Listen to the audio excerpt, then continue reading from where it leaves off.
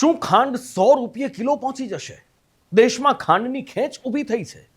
શું કારણ છે કે જે દેશ ખાંડનો બીજા નંબરનો દુનિયાનો સૌથી મોટો ઉત્પાદક છે ત્યાં ખાંડની ખેંચતાણ ચાલુ થઈ, ખાંડની ખોટ ઊભી થઈ? કયા કારણો જવાબદાર છે? તહેવારોમાં ખપત વધી, ઉત્પાદન ઓછું થયું, કે પછી ઇથેનોલ, એમાં શેરડીનો રસ જાય છે ને? એક કારણની આજે છણાવટ કરવી છે કે આખરે શું થઈ રહ્યું છે. ઇથેનોલ બનાવવું હોય તો એમાં કેટલો શેરડીનો રસ જોઈએ, અને 1 લીટર માટે, 1 ટન માટે આ બધા જ તમને વિશ્લેષણ સાથે જણાવવું છે. અને ખાંડનો ભાવ કેટલે પહોંચશે? ખાંડ આયાત થવાની છે.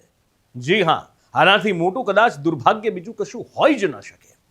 ભારત દુનિયાનો બીજા નંબરનો ખાંડનો ઉત્પાદક દેશ છે, એટલે કે બીજા નંબરની સૌથી વધારે ખાંડ આપણે ત્યાં થાય છે. પણ એમ છતાં પણ આપણે ખાંડની આયાત કરવી પડશે. સરકારે મંજૂરી આપી દીધી છે અને 100% આયાત ડ્યુટી ફ્રી ખાંડ આવશે. કોઈ આયાત ડ્યુટી નહીં લાગે. એ કાચી ખાંડ હશે અને એને અહીંયા પ્રોસેસ કરી અને પછી વેચવામાં આવશે. પણ આખરે આવું કેમ થઈ રહ્યું છે? સવાલ એ છે.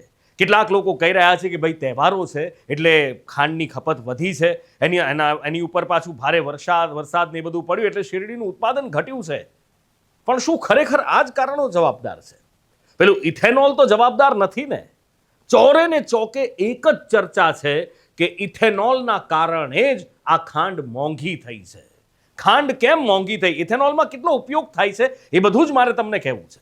ભારતમાં વાર્ષિક એટલે દર વર્ષે 290 લાખ મેટ્રિક ટન ખાંડની જરૂરિયાત હોય છે, એટલે આપણી ખપત છે.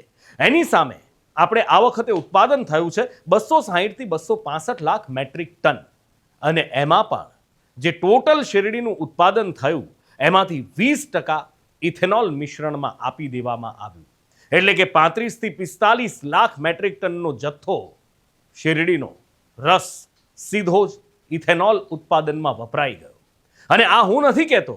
ગણદેવી શુગર ફેક્ટરીના ચેરમેન અમિત પટેલે કહ્યું છે કે સરકારે પેટ્રોલમાં 20% ઇથેનોલ મિશ્રણનો નિર્ણય લીધો એ ખેડૂતના હિતમાં હતો. પણ એની સીધી અસર અત્યારે દેખાઈ રહી છે. ભૂતકાળમાં ખાંડના ભાવ નીચા હતા ત્યારે મોટા પાયે સીધો જ રસમાંથી ઇથેનોલ બનાવાયું અને એનો ફાયદો મળ્યો. પણ 35 થી 45 લાખ ટન ખાંડનું ઉત્પાદન ઘટ્યું હતું. પણ એ વખતે એ વર્ષોમાં આપણે ખાંડની નિકાસ નહોતા કરતા. હવે વસ્તુ એ થઈ છે કે ખાંડની નિકાસ કરવી શરૂ કરી અને એ ખાંડની નિકાસ કરતો દેશ આજે આયાતના ઉંબરે આવીને ઊભો છે. આયાત માટેની મંજૂરી આપી દેવામાં આવી છે અને એ પણ ફ્રી આયાતની. આખરે કેમ? 31 ઓક્ટોબર 2026 સુધી 10 લાખ ટન કાચી ખાંડ એની નિઃશુલ્ક આયાત એટલે કે કોઈ પણ આયાત ડ્યુટી વગરની આયાતની અનુમતિ સરકાર દ્વારા આપી દેવામાં આવી છે.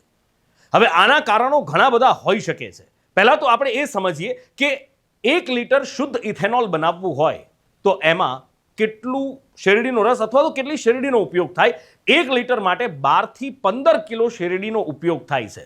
અને 1 ટન એટલે કે 1000 કિલો શેરડીનો જ્યારે પિલાણ થાય, એનો રસ નીકળે ત્યારે 10 થી 11 લીટર ઇથેનોલ બને છે.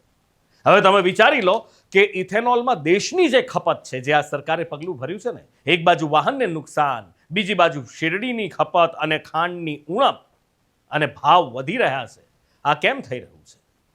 કદાચ આ જ સૌથી મોટું કારણ જવાબદાર છે કે 1 ટન શેરડી પીલાય ત્યારે 10 થી 11 લીટર ઇથેનોલ માંડ બને છે. અને પરિણામ આપણી સામે છે. પણ એવું નથી કે માત્ર ઇથેનોલના કારણે. હું કોઈ સરકારનો હિમાયતી નથી, પણ જે ફેક્ટ છે એ સામે લાવવું જરૂરી છે. ઇથેનોલનું ઉત્પાદન સૌથી મોટું કારણ ખાંડની ઉણપ માટેનું, અછત માટેનું છે. એમાં કોઈ બેમત નથી. પણ એની સાથે સાથે જે ખાંડની નિકાસ પણ કરવામાં આવી અને આ વખતે ઉત્પાદન ઓછું થયું, એ પણ બહુ જ મોટું પરિબળ માનવામાં આવી રહ્યું છે. ભારતમાં જે કુલ ઉત્પાદન થાય છે એમાંથી 15 થી 22% અથવા તો 20 થી 22% સીધું ઇથેનોલ માટે જતું રહે છે, શેરડીનું ઉત્પાદન. અને એની મોટી ખોટ તો દેખાય જ છે. અને એટલા માટે જ આ તકલીફ આપણા દેશમાં ઊભી થઈ છે. બીજું, જે મીડિયામાં અહેવાલો વહેતા થયા છે એના કારણે પણ ગઈકાલે તમે જુઓ કે સમાચારની ફ્રન્ટલાઈન હતી. કોઈ સમાચારે 60 રૂપિયે કિલો ખાંડ પહોંચી, કોઈ સમાચારે લખ્યું 65 રૂપિયે કિલો, ને એ પછી બપોર થતા ટીવી મીડિયામાં એક વસ્તુ આવી કે ખાંડના ભાવ 80 રૂપિયા પહોંચી ગયા, અને પછી શું થયું? ખાંડ માટે દોડી શરૂ થઈ ગઈ. બીજા બધાના ઘરની તો વાત છોડો સાહેબ, મારા ઘરમાં મારી માએ ફોન કર્યો, અમે જ્યાંથી કરિયાણું લઈએ છીએ ત્યાં, ભાઈ મારા માટે 10 કિલો ખાંડ રાખજો, પછી અછત ના થઈ જાય ને ભાવ ના વધી જાય. આ પરિસ્થિતિ દરેકના ઘરમાં લગભગ થઈ હશે. આપણે બધાએ એ અનુભવ કર્યો હશે, અથવા તો નહીં થયો હોય તો હવે થઈ જશે. પણ વેપારી સાથે મેં જ્યારે વાત કરી કે ખાંડની અસલી પરિસ્થિતિ શું છે, એક કરિયાણાના વેપારીને હું મળવા ગયો અને એણે મને આ વાત કરી. અચ્છા, ખાંડના ભાવમાં શું થાય, કેટલો વધારો થયો? ખાંડના ભાવ બહુ વધી ગયા છે, 80 રૂપિયા થઈ ગયા છે. અચ્છા, છાપામાં જુદો ભાવ આવે અને પછી ભાવ અલગ થાય એવું થાય છે? એ ભાવ તો રિટેલ હોલસેલના ભાવ વાળા વધારી દે છે ભાવ. અચ્છા, છાપામાં કેટલો કીધો તો? કાલ 65 રૂપિયા આવ્યો હતો ને? 65 રૂપિયા. તો તમે ખાંડ વેચવી કેટલામાં પડી? અમારે તો 74 में કઈ પડી, 74 રૂપિયા. 74 માં પડી. અને કેમ ભાવ ઉપરથી વધીને આવ્યો છાપામાં? જે સરકાર કે જે ભાવ નહીં ચાલતો? સરકાર તો ધ્યાન નહીં, પણ બજારમાં જે ભાવ ચાલે, બજારથી જે આવી એ ભાવથી અમારે વેચવાનું હોય રિટેલમાં. તો બજારમાં અત્યારે શું રિટેલમાં ભાવ પડે તમને? અત્યારે 74 જેવો પડે. ઓકે. અને ભાવ ખાંડ મળી જાય છે ખરી કે મળી જાય કે શોર્ટેજ જેવું લાગે છે? એ શોર્ટેજ તો કઈ નહીં, પણ મળી જાય છે. ભાવ ઊંચો પડે પણ મળી જાય. ભાવ ઊંચો પડે છે પણ મળી જાય છે. હવે વાત છે ઉત્પાદન અને એની સામે ડિમાન્ડની. તો 30 માર્ચ 2026 સુધીના જે આંકડા મારી સામે આવ્યા છે, એમાં ખાંડનું જે ઉત્પાદન થયું લગભગ 272.70 લાખ ટન, અને એ પાછલા વર્ષની તુલનામાં 14.7% ઓછું હતું. સરકારી આંકડા પ્રમાણે ઇથેનોલમાં ખાંડ માટે જે ડાયવર્ઝન છે એ પહેલેથી ઘણું વધી ચૂક્યું છે. શિરડીનું 2024-25માં 34 લાખ ટન ઇથેનોલ ઉત્પાદન માટે ડાયવર્ટ કરવામાં આવ્યું. 2023-24માં 24 લાખ ટન હતું અને 22-23માં 43 લાખ ટન હતું. અને અત્યારની સિઝનમાં એક બાજુ ઉત્પાદન શિરડીનું ઘટ્યું છે અને બીજી બાજુ 24 લાખ ટન સીધું ઇથેનોલ માટે ડાયવર્ટ કરી દેવામાં આવ્યું છે.